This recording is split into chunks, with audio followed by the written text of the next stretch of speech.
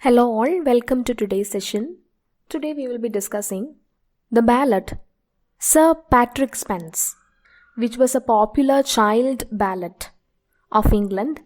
And we know these child ballads, there were traditionally 305 traditional ballads from England and Scotland, anthologized by Francis James Child, which later came to be known as child ballads. So this one, that is Sir Patrick Spens, is one among such child ballads. And this one, that is Sir Patrick Spens, it is a maritime ballad that tells us about a disaster at sea. It tells the story of Sir Patrick Spens, who was considered as the best sailor of the land. And he, along with his men, had to face a shipwreck while they were carrying out a royal errand. And this ballad is all about his story.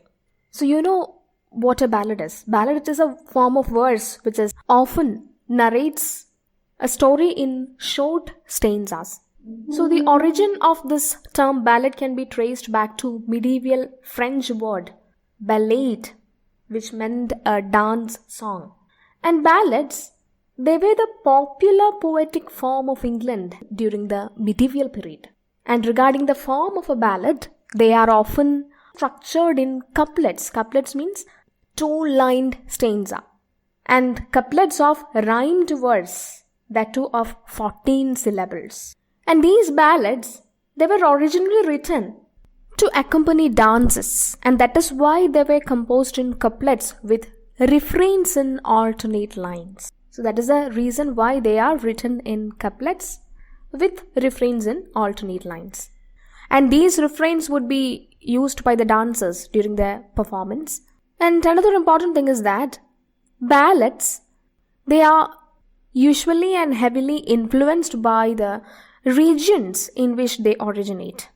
And they use common dialect of the people. And that is why we can see that ballads from Scotland in particular have both theme as well as language that are strongly characterized by their distinctive tradition. And in general, we can say that most ballads are narrative in nature with a self-contained story or a plot characterized by a set of images, vivid description, and the themes can either be tragic, historical, romantic, or even comic. So, the ballad that we have here is the one that follows the Scottish tradition. And we know that it is originally written in Scottish dialect, but it became much popular in Britain. And Sir Patrick Spens, it is considered as the most popular British ballad. And this one is also written in the traditional ballad form. And we know the real beauty and strength of this ballad. It lies in its narrative, which progresses to a tragic end that has been foreshadowed almost in the beginning itself. Though this ballad, that is Sir Patrick Spens, it is written in the dialect of Scotland, we can see that this one emerged as the most popular amongst the British ballads. And it is written in the traditional ballad form itself. And regarding the narrative, we can see that it progresses to a tragic end. The beginning is almost pleasant, then it progresses to a tragic end, and this tragic end has been foreshadowed almost in the beginning itself. And this one was published in 11 stanzas in 1765 in Bishop Percy's Relics of Ancient English Poetry. And regarding the authorship, it remains a mystery, and we don't know actually who is the author or who popularized this particular ballad. However, it was published in 765 in Bishop Percy's Relics of Ancient English Poetry. And regarding the plot, this story, the story of Sir Patrick Spens, the sailor, it has multiple versions. In certain versions, it is given that Patrick Spens and his men, they are lost at sea. But in certain other versions, we can see that the voyage ends with Sir Patrick Spens and his men arriving at the destination. But all these versions, they follow the same basic plot. That is the story of Sir Patrick Spens. The story is that the King of Scotland, whose royal residence is at Dunfermline, that is a place in Scotland, he summons the greatest sailor of his land to command a ship for a royal errand, for a royal journey. And one of the king's knights, he suggests the name of Sir Patrick Spens, who was considered as the greatest sailor of the land. So the King of Scotland decides to write a letter to him. A brief letter is written and it is sent to Sir Patrick Spens. And Sir Patrick Spens dutifully obeys his king, despite the knowledge that this voyage would be his last one, because the weather was extremely bad, and being a good sailor, he knew very well that anyone who sets out for a journey, for a voyage, in that particular weather, shall never return. But having left with no other choice, Sir Patrick Spens was forced to obey his king. And Patrick Spens, he sets on the journey with a group of nobles. And as the journey progresses, the weather becomes bad and the ship gets wrecked. And Sir Patrick Spens, the greatest sailor of the land, along with the king's nobles, are sent to the inevitable land, that is death. So this is the plot of this short ballad. So now we can move in detail. Actually, while you read this ballad, you can notice that it is not given in, or it is something that is different from the English dialect. Actually, it is written in the dialect of Scotland. So before moving on to the ballad, you should not forget the fact that it was originally written to be sung. And the plot of this ballad, it revolves around one primary theme, that is death. Inevitability of death, that is mortality. People are born and one day they must die. And the role of fate or accident in people's life, that too is unavoidable. So now let us move on to the text of the poem. The king sits in Dunfermline tune, drinking the blued red wine. O where will I get, good sailor, to sail this ship of mine? Up and spake an elder knight, sat at the king's right knee. Sir Patrick Spens is the best sailor that sails upon the sea. So that is the version that is written in the dialect of Scotland. And don't worry, we have an English version. The king sits in Dunfermline town, drinking the blood red wine. Oh, where shall I get a skilly skipper to sail this ship of mine? Then up and spake an elder knight, sat at the knight's right knee. Sir Patrick Spens is the best sailor that ever sailed the sea. So in the first stanza, we can see that the King of Scotland, whose royal residence is at Dunfermline, and he is sitting on the royal throne, enjoying all the luxuries of palace, and he is drinking the blood red wine, which is a symbol of his power. And he has a royal mission to perform. And he asks his courtiers, oh, where will I get a good sailor to sail the ship of mine? So he is in need of a good sailor. Not a good sailor, not only a good sailor, the best sailor of the land, to command a ship for a royal errand, for a royal journey. And suddenly, an elderly knight who sat beside the king, that too at his right side. See, we can see that in this ballad, the positions, it really play a significant role. So right position means it is something that is given to the people who are conferred with certain kinds of privilege. So right, it symbolizes privilege. So as this knight, he sat by the right side of the king, it indicates that he had some privilege and he had considerably great influence on the king. So this knight, this particular knight who sat by the king's right knee, he stood up and spoke, you need not worry, we have the greatest sailor in our land, that is Sir Patrick Spens. He is the best sailor and he is the best one you can get, that too in this bad weather. And the king has written a broad letter, here braid means broad letter, and sealed it with his hand, that means he signed it, and sent it to Sir Patrick Spens.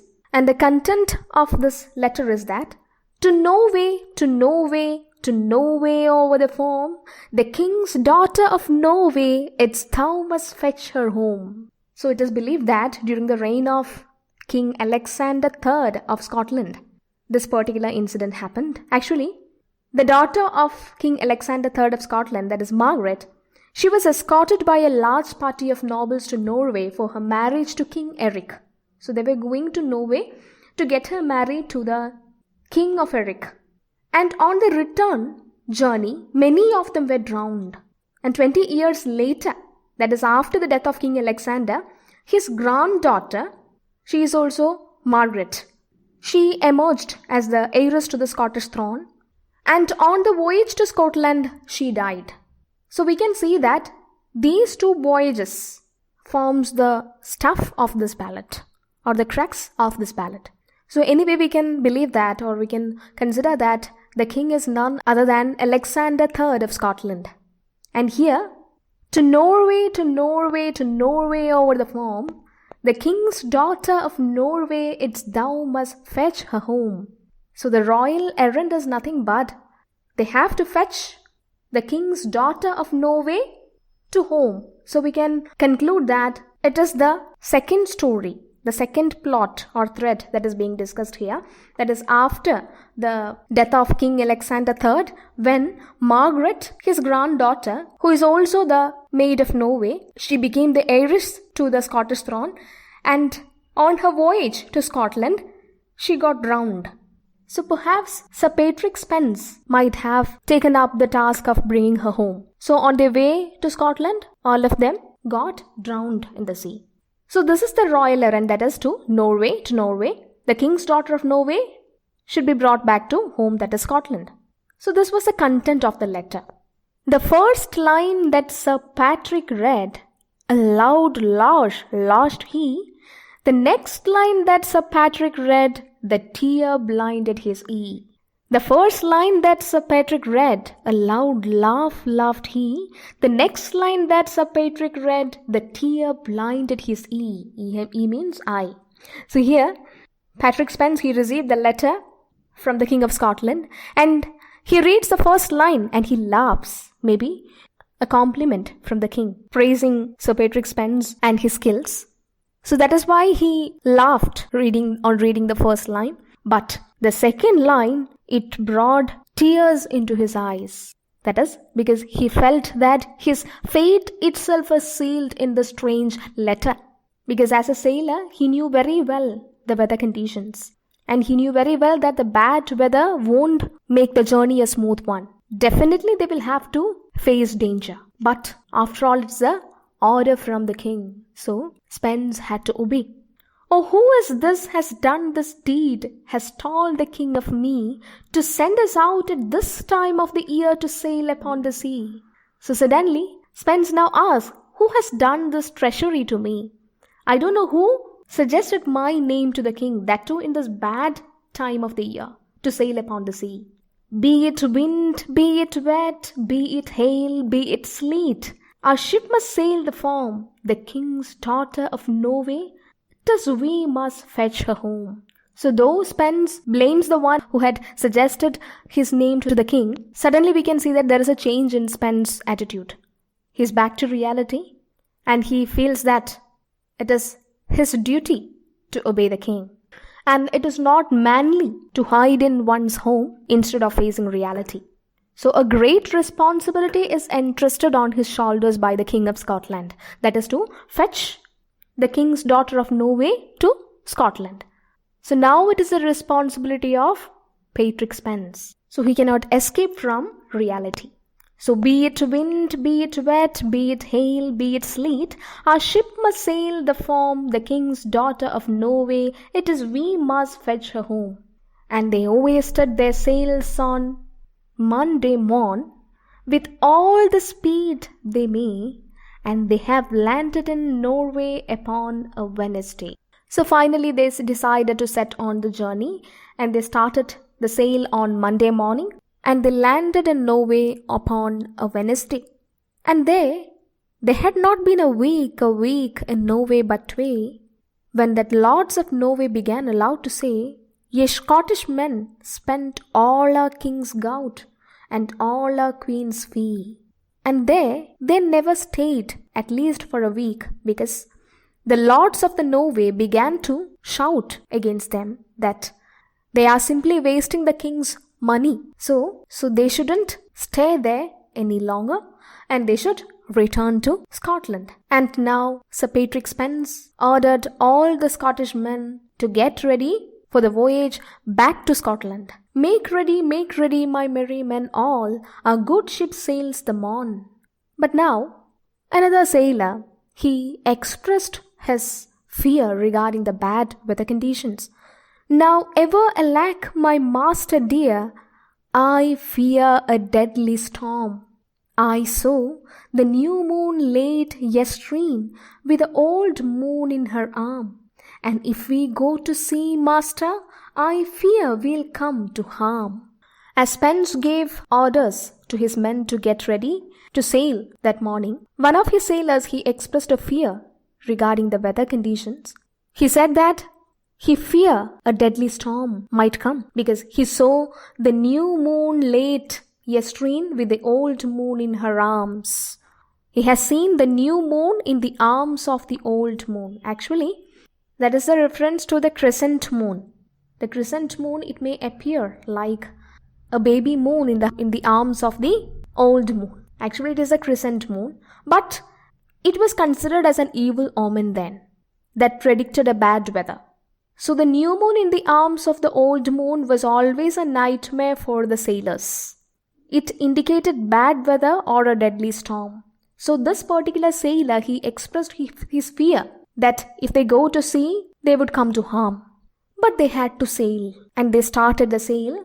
They had not sailed a league, but barely 3, when the lift grew dark and the wind blew loud, and gurly grew the sea. So hardly had they sailed a league, the weather, it became very bad. The wind blew loud, and the sea became too rough. The anchors brake and the topmast lap. It was such a deadly storm, and the waves came over the broken ship till all her sides were torn. And the captain couldn't control the ship. The ship was just tossing in the storm, and the rough waves, they came over the broken ship, and all her sides were torn.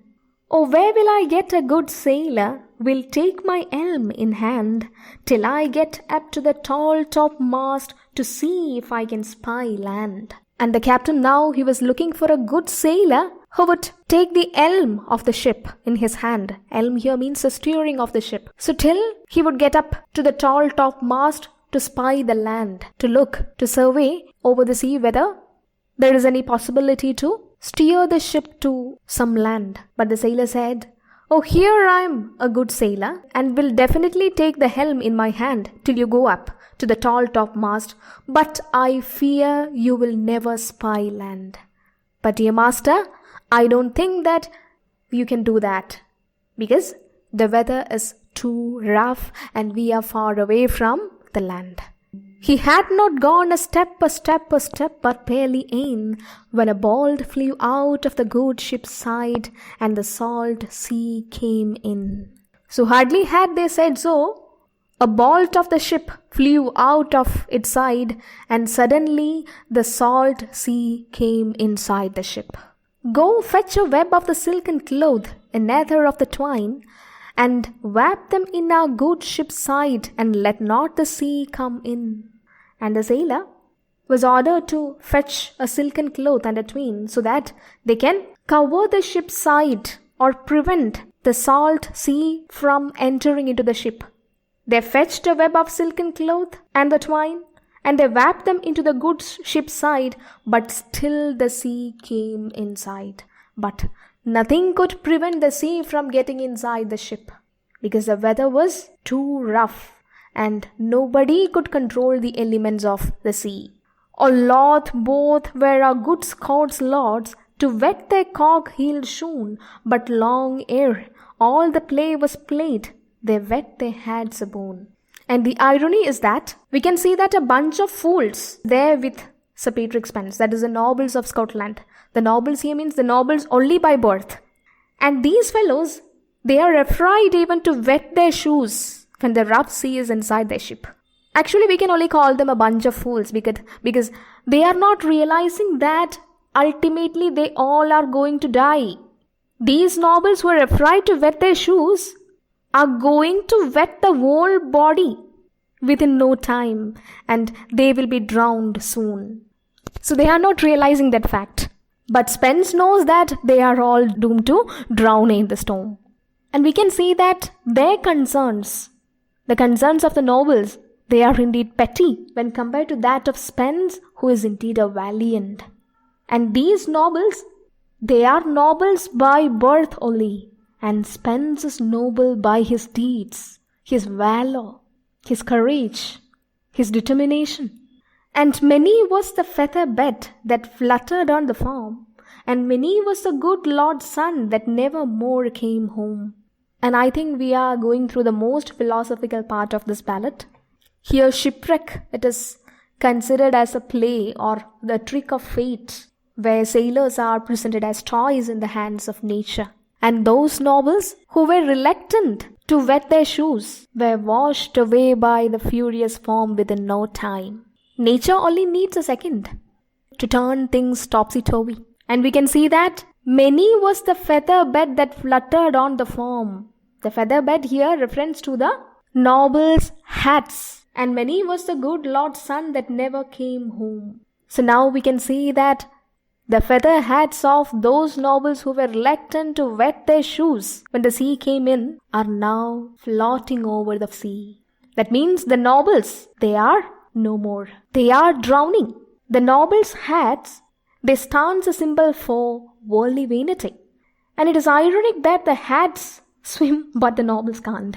See, the feathery hats are floating over the foam, but the nobles, they have already gone to the remorseless depth from where they can't return. So here we can see that the usage, many was the feather bed that fluttered on the foam. The feather bed that indicates the nobles' hats. So the feather bed representing the nobles themselves. It is an example of synecdoche, that is part representing the whole. The nobles' hats representing the nobles themselves. So that is an example of synecdoche. The ladies wrung their fingers white, the maidens tore their hair, all for the sake of their true loves, for them they will see no more. And the irony is that the ladies who stand waiting for their lords to return, for Spence and the nobles, they still don't know what happened to their lords. They are unaware of the fact that their lords are lost at sea, and still they are waiting for them without knowing the truth. All for the sake of their true loves, for them they will never see. Poor ladies, they don't know their lords are dead, and they shall never see them again in their life. Oh, lang, lang may the maidens sit with their gold combs in their hair, all waiting for their own dear loves, for them they will see no more.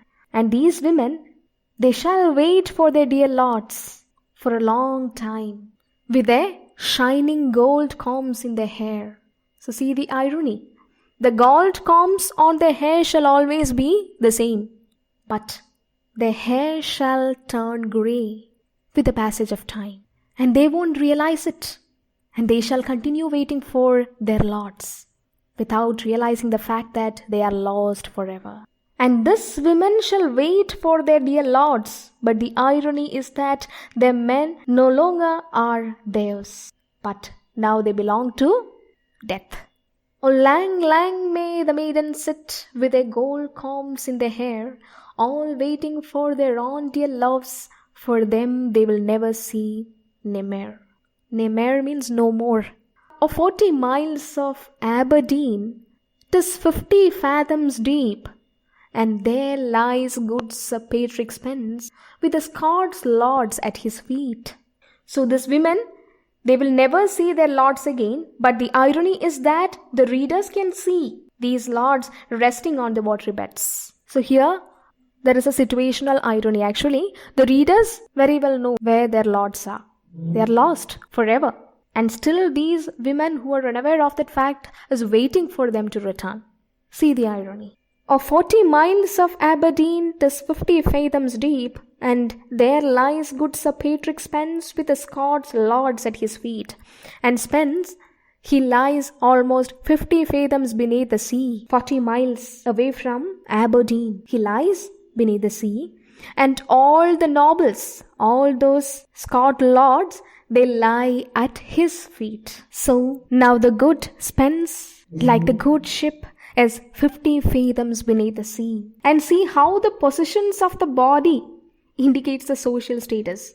See, I have already mentioned that these nobles, these Scots lords, they are only nobles by their birth. And Patrick Spens, though he belongs to a lower strata, he could be considered a noble by his deeds, by his action, by his valor. So while these lords may outrank Spens socially, their cowardice sets Spens above the lords in the end. That is why they lie at his feet and not he at theirs. So that is the real irony. So that is all about the plot of this short ballad. And regarding the themes of this ballad, we can see that death, as in many ballads, forms a dominant theme in Sir Patrick Spens too. Death and its inevitability. As John Dryden has said in his Macflecknoe, when fate summons, monarchs must obey. Yes, even monarchs are not free from death. It is a force that no human being can escape from. So when our time comes, we have to surrender to death. That is why Sir Patrick Spens, who was sitting in his home peacefully, was forced to set on a journey that he was not at all interested with. And regarding the style, it is purely a narrative poem, a typical ballad, and we can see examples of alliteration, consonants, assonance, images, metaphors, synecdoche, irony, and lot more. So that is all about Sir Patrick Spens. So thank you for listening and watching.